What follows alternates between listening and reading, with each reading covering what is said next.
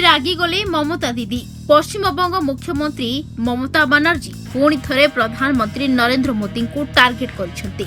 प्रधानमंत्री मोदी कहिसेंती से बायोलॉजिकल भावे जन्म नै नाहंती, भगवान तांको पृथ्वी को पठाइछंती।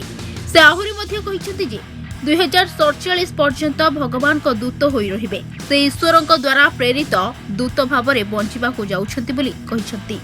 तेबे ममता कहिसेंती जदि से प्रकृत रे भगवान तेबे एहा भलो, किंतु भगवान राजनीति करती नहीं। से लोकमानक विषय रे खराब कथा कहती नहीं किंबा डंगारे सेमानकु हत्या करती नहीं, से मिछ कहती नहीं।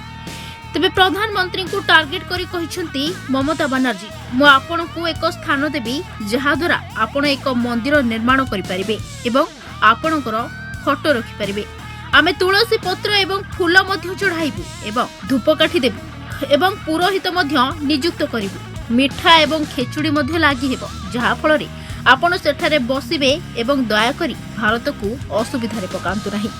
निकटरे एक साक्षात्कार रे मोदी कहिथिले से अनुभव करूछंती जे भगवान तांको किछि उद्देश्य रे पठाइछंती, तेणु सेही उद्देश्य पूर्ण न हेबा पर्यंत से कार्य जारी रखिबे।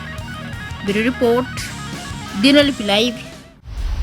दिनलिपि लाइव को एबे ही लाइक शेयर सब्सक्राइब करंतु।